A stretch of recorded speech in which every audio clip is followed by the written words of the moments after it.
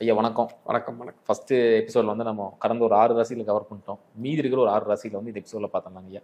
So அப்படி இருக்கும்போது இன்னைக்கு பார்க்கக்கூடிய ராசி துலாம் ராசி. துலாம் ராசிக்கு பார்த்தீங்கன்னா 5ல ராகு வராரு, 11ஆம் இடத்துல கேது வராங்க. ஸோ என்ன மாதிரி பலன்கள் தராருங்க? ஸோ துலாம் ராசி வந்து பார்த்தீங்கன்னா ஒரு ஒரு ரொம்ப மோசம்னு சொல்ல முடியாது. என்னன்னா உங்களுக்கு ஒரு ப்ரொமோஷன்ஸ் எனக்கு வந்து ஜாப்ல அடுத்த கட்டத்துக்கு போகணும், இல்லை வந்து தொழில் எக்ஸ்டெண்ட் பண்ணணும் நினைக்கிறவங்களுக்கு எல்லாமே ஒரு சின்ன ஏமாற்றங்கள் கிடைக்கலாம். அதே மாதிரி செலவுகள் ரொம்ப அதிகமாகும், வரவுகள் கம்மியாகும். அதே மாதிரி வந்து பார்த்திங்கன்னா பையன் வீட்டில் வளர்க்கக்கூடிய ஒரு எங்கேஜில் இருக்கக்கூடிய காலேஜில் போகிறவங்களுக்கு பேட் ஹேபிட்ஸ் வருவதற்கான வாய்ப்புகள் இருக்குது. தப்பான பழக்க வழக்கங்கள் இது மாதிரியான சூழலில் ஏற்படுது. அப்போது குழந்தைகள் மேலே கவனம் தேவை. படிப்பு ஸ்டடீஸில் இருக்கிறவங்களுக்கு எல்லாமே. இல்லை ரொம்ப ஜாபுக்கு வந்து ஃபாரின் ட்ரை பண்ணிகிட்டு இருக்காங்க, அந்த மாதிரியான விஷயம் இருக்கிறவங்களுக்கு ஃபாரின் ஜாப் கண்டிப்பாக கிடைக்கும். அங்கே வந்து அவங்களுக்கு வெளிநாட்டு பயணம், வெளிநாட்டு வேலைகள், வெளிநாட்டு படிப்பு இந்த மாதிரியான சூழல்கள் எல்லாமே அந்த ஏஜில் கேட்டகரியில் இருக்கிறவங்களுக்கான கிடைக்கிறதுக்கான வாய்ப்புகள் இருக்குது. ஸோ சிம்பிளாக சொல்ல போனால் விரைய செலவுகள் அதிகமாகும். ஸோ அப்போ என்னென்னா இந்த காலகட்டங்களில் சேவிங்ஸ் கொஞ்சம் அதிகமாக பண்ணிக்கணும். ஓவராலாக வந்து பார்த்திங்கன்னா ஒரு பாசிட்டிவான நியூட்ரலான ஒரு ராசி துலாம் ராசின்னு நம்ம சொல்லலாம். பெரிய பாதிப்பு இல்லை, பட் செலவுகள் பண விஷயத்தில் பாதிப்பு ரொம்ப அதிகமாக இருக்குது. ஓ, அந்த மாதிரி சூப்பருங்க. அடுத்து பார்த்தீங்கன்னா விருச்சகம். விருச்சகத்தில் 4ஆம் இடத்துல ராகு வராரு, 10ஆம் இடத்துல கேது வராரு. என்ன மாதிரி பலன்கள் தராரு? ஃபஸ்ட்டு வந்து பார்த்துட்டிங்கன்னா விருச்சிக ராசிக்கு தொழில் ஜாப்பு இதில் எல்லாமே பிரச்சனை. வேலை போக போகுது, டீப்ரமோட் ஆக போகிறாங்க, தொழிலில் நஷ்டம் ஏற்பட போகுது, தொழிலில் வந்து பார்த்திங்கன்னா ஏகப்பட்ட பிரச்சனைகள், பண இழப்புகள், லாஸ் ஆக போகுது. ஷேர் மார்க்கெட் இவங்களும் வரக்கூடாது, ஷேர் மார்க்கெட் பண்ணக்கூடாது, இன்ட்ராடே ட்ரேடிங் பண்ணக்கூடாது. ஸோ ஷேர் மார்க்கெட் இல்லைன்னா ஃபாரெக்ஸ் போகலாமா, கிரிப்டோ கரன்சி போகலாமாங்கிறாங்க, அதுவும் பண்ணவே கூடாது. ஸோ இந்த காலகட்டத்தில் சிம்மத்துக்கு எவ்வளோ சொன்னோமோ அதில் ஒரு 30% விருச்சிகத்துக்கு இருக்குது. தொழிலையும் ஜாப்லேயும் ரொம்ப கவனமாக இருக்கணும். அதில் கண்டிப்பாக ப்ராப்ளமேட்டிக் ஆக போகுது. வீட்டில் தாய்க்கு வந்து பார்த்திங்கன்னா கண்டம் மாதிரியான வாய்ப்புகள் இருக்குது, ஒரு கண்டம் வர மாதிரி. ஸோ அவங்களுக்கு கொஞ்சம் உடல்நிலை அந்த மாதிரியான விஷயங்களில் பாதிப்பு ஏற்படுறதுக்கு வாய்ப்பு இருக்குது. அதை கொஞ்சம் கவனமாக பார்த்துக்கணும். சூப்பருங்க. அவங்க கண்டன் சொன்னீங்க. இப்போ இந்த ஆல்ரெடி உடம்பு சரியாமல் இருக்கிறவங்களுக்கு அது ரெடி ஆகுமா, இல்லை கொஞ்சம் சிவியர் ஆயிருமா? ரொம்ப சிவியராக புரியுதுங்களா? ஸோ நம்ம ஹெல்த் இஷ்யூஸ் வருதுன்னு சொல்கிறது வேற, கண்டம்னு சொல்கிறது வேற. ரெண்டுத்துக்கும் வித்தியாசம் இருக்குது. ஒரு கண்டம்னா உயிர் போகக்கூடிய அளவுக்கான விஷயங்கள் இருக்குது, அது பயந்துக்க வேண்டாம். இப்போ அவங்க ஜாதகத்தில் சந்திரன் நல்லா ஸ்ட்ராங்காக இருக்குது, 4ஆம் பாவம் ஸ்ட்ராங்காக இருக்குன்னா சின்ன ஒரு ஹெல்த் இஷ்யூஸ் மாதிரி வந்துட்டு போயிடும். ஸோ நான் திரும்பவும் சொல்கிறேன், ஏன்னா நம்ம ஒரு பலன் சொல்கிறோம்னா பயந்துக்க வேண்டாம். உங்கள் ஜாதகத்தினுடைய திசா புத்தி லக்கணத்தை வச்சு தான் தீர்மானிக்கணும். இது ஒரு பொது பலன். அதனால தான் நம்ம திரும்ப திரும்ப சொல்கிற, ஒரு பயிற்சி ஆச்சுன்னா உங்கள் ஜாதகத்தை செக் பண்ணிக்கோங்க. சரிங்களா? சூப்பருங்க. அடுத்து பார்த்தீங்கன்னா தனுசு ராசி. தனுசு ராசிக்கு 3ஆம் இடத்துல ராகு, 9ஆம் இடத்துல பார்த்தீங்கன்னா கேது வராரு. என்ன மாதிரி பலன்கள் தராரு?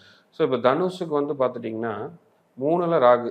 ஸோ கிட்டத்தட்ட வந்து பார்த்திங்கன்னா இவங்க ட்ராவலிங் சார்ந்த விஷயங்கள் ரொம்ப அதிகமாக இருக்கும். வெளியூர் போகிறதுக்கான வாய்ப்புகள் எல்லாமே அதிகமாக இருக்கும். ஸோ இவர்களோட உடன் பிறந்த சகோதரர்கள் அவங்களுக்கு வந்து பார்த்திங்கன்னா வெளிநாட்டு சம்மந்தமான வேலைகள், வெளிநாட்டு படிப்பு இந்த மாதிரியான விஷயங்கள் எல்லாமே கிடைக்கும். இல்லை ஃபாரின் கம்பெனிஸ்லேருந்து ஜாப் கிடைக்கிறதுக்கு ட்ரை பண்ணிட்டு இருக்கிறவங்களுக்குலாம் கண்டிப்பாக கிடைக்கும். தந்தையாருக்கு தனுசு ராசி தனுசு லக்கணம் 2 பேருக்குமே தந்தைக்கு ஹெல்த் இஷ்யூஸ் 100% வரும். புரியுதுங்களா? அதில் ரொம்ப ஜாக்கிரதையாக இருக்கணும். அவங்களுக்கு பிளட் செக்கப்லாம் எடுத்து போய் பார்த்துக்கணும். ரெகுலராக இந்த 1.5 வருஷம் 6 மந்த் ஒன்ஸ் வந்து செக் பண்ணியே ஆகணும். அதில் வந்து முன்கூட்டியே நம்மளுக்கு தெரியும். ஸோ அதனால் என்னென்னா full body checkup, health checkup எடுத்துகிட்டு அதை என்னவோ அதுக்கான ப்ரிகாஷன் முன்னாடியே எடுத்துக்கணும்.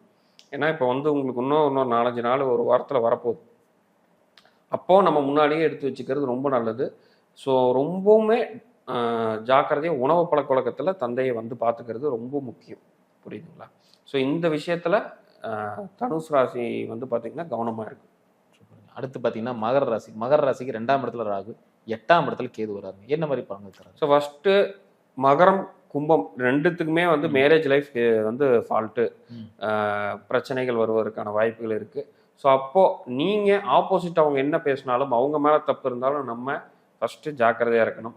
இதில் மகரம்னு நம்ம பர்டிகுலராக எடுத்துட்டோம்னா கொஞ்சம் இன்கம் வருவதற்கான வாய்ப்புகள் இருக்குது. இன்கம் வரும், இங்கே ஃபேமிலியில் சண்டை வரும். சண்டை வழினா இன்கம் வராது. இது ரெண்டுத்தில் என்னடா ஒன்றா வருமானம் வருது, இல்லைன்னா பிரச்சனை வருதுங்கிற மாதிரியான சூழலில் மகரம் வந்து போகக்கூடிய சூழல் இருக்குது.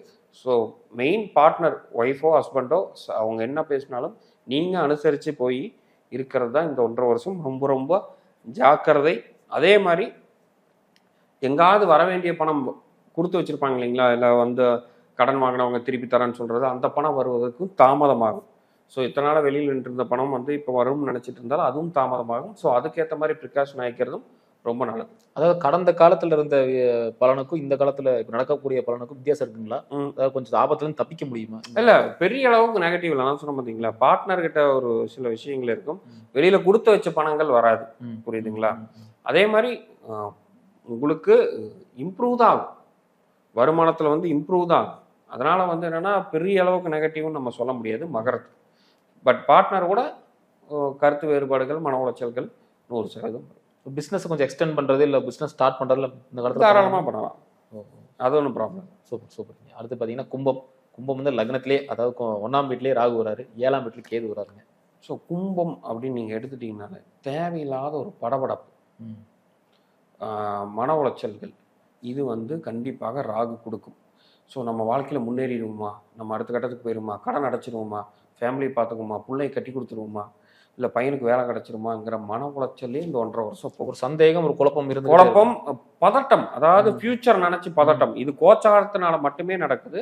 நீங்க எந்த இதுவும் பயந்துக்க வேண்டாம். இது அடுத்த ஒரு 1.5 வருடம் உங்களுக்கு கண்டிப்பாக இருக்கும். உங்களுடைய ராசியோட டிகிரி தாண்டுற வரைக்கும் இந்த படபடப்பு, மன உளைச்சல்கள், பயம், பதற்றம் எல்லாமே இருக்கும். அதே மாதிரி பார்ட்னர்கிட்ட கருத்து வேறுபாடுகள், ஸோ சுற்றி எந்த இடத்துல பார்த்தாலும் ஒரு நிம்மதி கிடைக்காத சூழல்கள் கும்பத்துக்கு வரும். ஸோ அதனால அந்த விஷயத்துல ஜாக்கிரதையா இருக்கணும். எல்லாமே ஒரு இந்த மாயன்னு முன்னாடியே சொல்லியிருப்பேன் இல்லைங்களா, இந்த ராகு எதுனா அந்த இந்த கோச்சாரத்தினால வருவதே தவிர வாழ்க்கை இதே மாதிரி போயிருன்னு மட்டும் நினைச்சிடாதீங்க. இது இந்த காலகட்டத்தில் நடக்கக்கூடிய ஒரு கிரகத்தினால வரக்கூடிய ஒரு ரிஃப்ளெக்ஷன், அவ்வளவுதான். ஸோ இது முடிஞ்சோன்னா ஆட்டோமேட்டிக்காக மறுபடியும் நல்லா தான் இருக்க போகுது. எல்லாமே தற்காலிகம் தான். அடுத்து இறுதியாக பார்க்கக்கூடிய மீனராசி. ஸோ மீனராசிக்கு 12ல் ராகு, 6ல் கேது வராங்க. இப்போ 12ல் ராகு, ஸோ வெளிநாட்டு பயணங்கள் கொஞ்சம் அதிகமாக இருக்கும். அதனால் வந்து ஒரு பாசிட்டிவான விஷயம்தான். இப்போ 6ல் கேது, இப்போ கடன் வாங்கி இருக்கிறவங்களுக்கு அது சார்ந்த பிரச்சனைகளும், இல்லை கடன் இனி புதுசாக போட்டு நான் ஒன்று பண்ண போகிறேன், வீடு கட்ட போகிறோங்கிறதுல அதில் பிரச்சனையாகி தாமதமாகிறது. ஸோ இப்போ நம்ம என்னென்னா கடன் வாங்கி வச்சிருக்கிறதும் பிரச்சனை தான், புதுசாக வாங்கக்கூடிய கடனும் நம்மளுக்கு ப்ராப்ளமேட்டிக்காக தான் இருக்கும். ஹெல்த் சார்ந்த இஷ்யூஸ் மீன ராசி நேயர்களுக்கு கண்டிப்பாக இருக்கும்.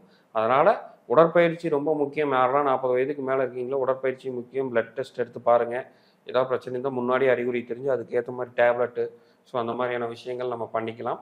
ஸோ பெரும்பாலும் ஆடம்பரமான விஷயத்தை வாங்காமல் தவிர்த்துக்கிறது நல்லது. இந்த 1.5 வருஷத்தில் திடீர்னு நம்மளுக்கு தோணும், திடீர்னு நார்மல் ஃபோன் வச்சுருக்கவங்க ஐஃபோன் வாங்குவாங்க, ஐஃபோன் வச்சுருக்கவங்க ஏதாவது டப்புன்னு நார்மல் ஒரு கார் இருக்கிறவங்க அடுத்த கட்ட ப்ரீமியம் கார் வாங்குவாங்க.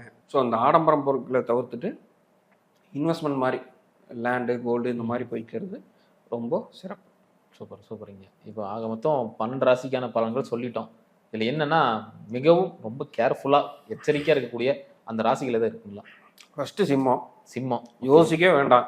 தூக்கத்தில் எழுப்பி கேட்டாலும் அடுத்த 2.5 வருஷத்துக்கு சிம்மம் தான் நம்ம சொல்ல போகிறோம். ஸோ அதுக்கப்புறம் விருச்சிகம், ஸோ அதுக்கப்புறம் கும்பம். ஸோ இந்த 3க்கும் கொஞ்சம் நம்ம ஜாக்கிரதையாக இருக்கக்கூடிய. சிம்மம், விருச்சகம், கும்பம் அப்படியே பர்சன்டேஜ் குறைச்சிட்டு வந்துடுங்க. 100, 75, 50. 100 வந்து சிம்மம் தான். 100 சிம்மம், அதில் சந்தேகமே வேண்டாம். இதை இன்னும் 1.5 வருஷம் கழிச்சு இந்த வீடியோ பார்த்தாலும் இந்த ராசிக்கு என்ன நடந்துங்கிறத கூட இருந்து பார்த்தவன் திரும்ப இந்த மாதிரி நடக்கும்போது அவ்வளோ ஜாக்கிரதையாக இருப்பாங்கிறது இந்த வீடியோ வந்து ஒரு ப்ரூஃபாக இருக்கும். சூப்பர் சூப்பருங்க. அதே மாதிரி இந்த பயிற்சினால இவங்க வாழ்க்கை வந்து வாழ்வாதாரம் கொஞ்சம் சூப்பராக இருக்க போகுது, பொருளாதாரமாக நல்ல உயரத்துக்கு போகிறாங்க அப்படின்னா என்னென்ன ராசிகள் இருக்கு? பொருளாதாரம் வந்து தனுசு, 2வது மகரம், அதை தாண்டி மேஷம். இது கொஞ்சம் ஓரளவுக்கு பொருளாதாரம் நல்லா இருக்கு. Super super. அதாவது இவங்களுக்கு ஒரு ஜாக்பாட் இருக்கு. அப்போ ஜாக்பாட் இருக்கு, கண்டிப்பாக இருக்கு. அதான் இது எல்லாமே நம்ம பொதுவானது. இன்னும் அவங்களுடைய இது வச்சுட்டோம்னா இதுல ஒரு சிலருக்கு லாட்ரி லக்கெல்லாம் அடிக்கும். அது நம்ம வெறுமனே இதை வச்சுட்டு நம்ம சொல்லவே முடியாது. அவங்களுக்கு என்ன திசா புத்தி, அவங்களுக்கு பிறப்பு கால ஜாதகத்துல ராகு எங்க இருக்கு, என்ன ஆதிபத்தியம் பெற்றிருக்கு, இப்போ என்னென்ன விஷயங்கள் அவங்களுக்கு நடந்துகிட்டு இருக்குன்னு பார்த்துட்டு தான் இந்த கோச்சாரத்தை வச்சு டிசைட் பண்ணி அவங்களுக்கு அதை சொல்ல முடியும். இல்லைன்னா நம்ம சொல்லிடலாம் இந்த ராசிக்கு லாட்ரி லக்கு இருக்கு அப்படி, எல்லாரும் போய் வாங்கினாங்கன்னா எல்லாத்துக்கும் கிடைக்கிறது இல்லை இல்லைங்களா. அதனால அது ஜாதகத்தை தான் பார்க்கணும். ராசி பலனுங்கிறது பொதுவான இந்த ராசிக்கு இந்த பலன் இருக்குப்பா அப்படிங்கிறது. இது கூடுதலும் குறையிறதும் மற்ற கிரகங்களுடைய ஆதிபத்தியமுடைய ரெஃப்ளெக்ஷன் எப்படி இருக்குங்கிறத பொறுத்து அவங்க வாழ்க்கையில நடக்கும். சூப்பருங்க. எப்படி இருந்தாலும் நீங்க சொன்ன இந்த 3 எச்சரிக்கையான ராசிகள்ல எப்படி நம்ம சப்ஸ்கிரைபர் நிறைய பேர் இருப்பாங்க. ஸோ அவங்களுக்கான ஒரு ரெமெடி பலன்கள் மட்டும் இதை சொன்னீங்கன்னா கொஞ்சம் தாக்கம் கம்மியா இருக்கு. ஸோ ஃபர்ஸ்ட் விஷயம் வந்து ராகு எது இருக்கு பார்த்தீங்களா, ஸோ இவங்களுக்கு வந்து வழிபடுறது தான். சிம்பிளாக சொல்லப்போனால் அந்த ப்ராப்ளத்தை குறைக்கிறது தான். இப்போ நம்ம கேது மூலியமா பாதிப்புன்னு சொன்ன ராசிகளுக்கெல்லாம் வந்து பார்த்தீங்கன்னா விநாயகர் வழிபாடு, ராகு மூலியமா பாதிப்புன்னு சொல்லக்கூடியவங்களுக்கு எல்லாமே வந்து பார்த்தீங்கன்னா காளியம்மனை வழிபடுறது. ஸோ இப்போ நிறையா அம்மன் இருக்குது. ஸோ நீங்கள் பாண்டிச்சேரியில் இருக்கக்கூடிய திரு வக்கர காளியம்மன் சொல்கிறது வந்து பார்த்தீங்கன்னா ராகுலனால பாதிப்பு வர்றவங்களுக்கு அங்கே கும்பிடும் பொழுது ரொம்ப நல்லா ஒரு அது ப்ராப்ளம் குறையும். இப்போ கேது நீங்கள் வந்து பார்த்தீங்கன்னா விநாயகர் வழிபாடு. ஸோ வாரம் ஒரு நாளாச்சு விநாயகர் வழிபாடு பண்ணும் பொழுது இன்னும் கொஞ்சம் நல்லா இருக்கு. பிள்ளையார் படி கூட போகலாம். ஆமாம், விருச்சிகத்துக்கு, சிம்மத்துக்கு, நம்மளுடைய கும்பத்துக்கு 3 பேர் 2ஐயும் வழிபடுறது ரொம்ப சிறப்பு. மற்ற ராசிக்கு நான் ஏதோ இப்போ வந்து சொல்லியிருப்பேன். இப்போ 9ஆம் பாவத்தில் வந்து தந்தைக்கு இந்த மாதிரி பிரச்சனைனா தந்தையை வந்து விநாயகரை கும்பிட சொல்லுங்க. இல்லை அவங்களால போக முடியலன்னா நீங்கள் போங்க, நீங்கள் அர்ச்சனை வச்சு கும்பிட்டு வாங்க. ஸோ இந்த மாதிரியான விஷயங்கள் பண்ணுறது தான் சிறப்பு. இந்த 2 கடவுளையும் இவங்க பிடிச்சிக்கிறது பாதிப்புள்ள ராசிகளுக்கு ரொம்ப சிறப்பாக. ரொம்ப ரொம்ப நன்றி ஐயா. ரொம்ப நன்றி. துல்லியமாக சொன்னீங்க. ஏன்னா இருக்கிற ரெமடி உங்கள் ஸ்டைலில் இருக்கிற ரெமடியை ரிலீஸ் பண்ணிக்கிறதுக்கு ரொம்ப ரொம்ப நன்றிங்க ஐயா.